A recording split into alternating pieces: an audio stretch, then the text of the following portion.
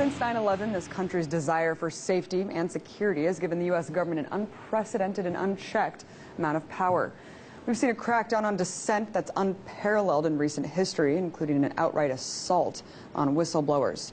Obama alone has already charged 8 people with espionage under a law drafted during World War I that was designated for foreign spies.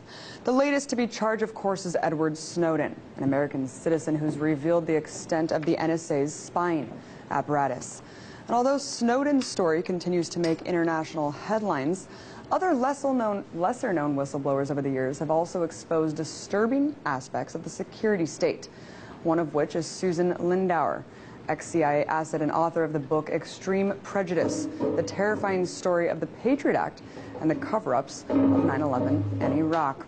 She's joining us now to talk about her experience whistleblowing about Iraq and 9/11, and also just the greater war on whistleblowers. Here she is. Susan, thank you so much for coming on. Thank you. It's great to be with you. So you claim that you were indicted, not charged, but indicted under the Patriot Act. Can you break down in the most simplest of terms to the audience what happened to you? My story is a cautionary tale in this age of Edward Snowden and Julian Assange. Both of those men are very right to be afraid of the U.S. courts, and there are special considerations that Russia and Ecuador need to take into account when considering whether to grant asylum requests or whether to return them to the United States. And my case illustrates that. I was the chief CIA asset covering Iraq and Libya at the United Nations from 1995 to 2003. I gave advance warning about 9/11, and there was a peace option on the table with Iraq that the United States wanted to suppress. 30 days after I requested to testify on Capitol Hill, I went to Congress and requested to testify through proper channels. I woke to hear the FBI pounding on my door with an arrest warrant on the Patriot Act. And you were accused of accepting unsolicited bribes from Iraqi, basically a spy for Iraqi intelligence, and that's incorrect. That was incorrect, but that was incorrect information. There was no evidence to support it. So after the United States made the accusations, they invoked the Patriot Act to deprive me of the right to a trial. They refused even to grant my request for a hearing. I was hit with secret charges, secret evidence, secret grand jury testimony. I was never allowed to know who had accused me of what crime. The government had no obligation to provide any evidence that the crime ever occurred. But I was then, in the court of public opinion, I was already convicted. Of course, just like all these other whistleblowers that we're seeing today. So let's talk about the warnings that you tried to give about 9/11. You said in April of 2001, you were actually told by someone higher up in the administration that about an imminent attack. I mean, specific details here: World Trade Center, hijacking of airplanes.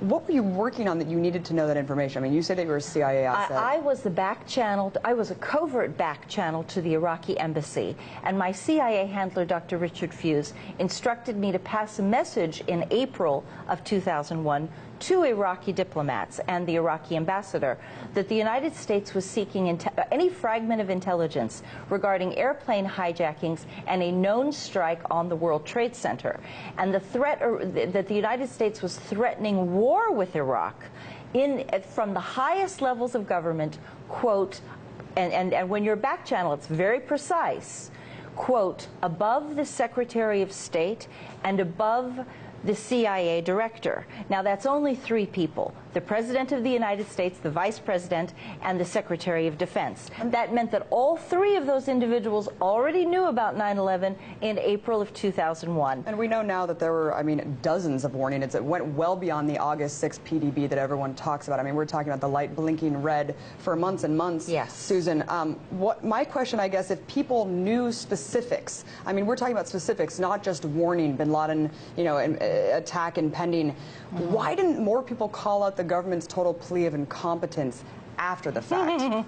Well, what the government did was the government made an example of those of us who knew the truth. And they said, if you cross the line, now I want to emphasize, I requested to testify through proper channels. I was a whistleblower, but I did it through Congress. I tried to do it through Congress. And a lot of whistleblowers are citing my case as evidence that going through the proper channels is not going to work and is not going to protect the public or the whistleblower. It makes no difference. If the government feels threatened, they will attack you, even if you're doing everything right. So why not make sure that the public has the information? So you're saying if you'd known about the Iraqi peace option, the whole world could have stopped the Iraq War. Well, of course. So yeah, you were trying to broker peace between Iraq as this liaison for the government. And so are you saying that the government purposefully allowed 9/11 to happen, made 9/11 happen? Yes. And that they were not Absolutely. interested in avoiding war with Iraq at all? They had already decided that if the 9/11 conspiracy maximized damage on the towers, that there would be a perfect pretext for war. And they were overriding. Iraq's response to that was to invite the FBI to send a task force on terrorism into Baghdad with authorization to conduct a pre-9/11 investigation. Iraq said, if you think that there's evidence here, come get it. We want to help you because we want to preserve the peace option. Well, what's weird is why didn't they tell you to go try to broker between Saudi Arabia or Afghanistan? I mean, they knew that bin Laden was involved in the PDB and the briefings. Why Iraq? It seems so non sequitur. Yeah, oh, exactly. There was no, and Saddam Hussein was one of our best sources on terrorism intelligence. Right. Throughout the 90s, Iraq was very afraid of the Islamic jihadis who might destabilize the secular regime and take advantage of the poverty caused by sanctions to try to bring about some Islamic revolution. So Saddam was very eager to help identify terrorist conspiracies, and he saw that as a strong point of his administration, that he could reach across the table and keep a line open to Washington. And that's what I existed to do, because even under sanctions, we still had to protect international security from terrorist threat. In light of the recent NSA revelation, Susan, I mean, you yourself were subject to really harsh crackdown from the government. I mean, even the author of the Patriot Act, though, he said that he never intended it to be used in the way that it is now.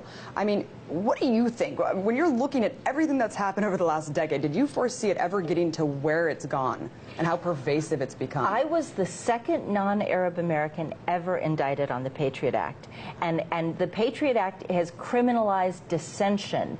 It says that sedition is the act of opposing the government through nonviolent means has become such a threat that free speech itself is now criminalized by the Patriot Act.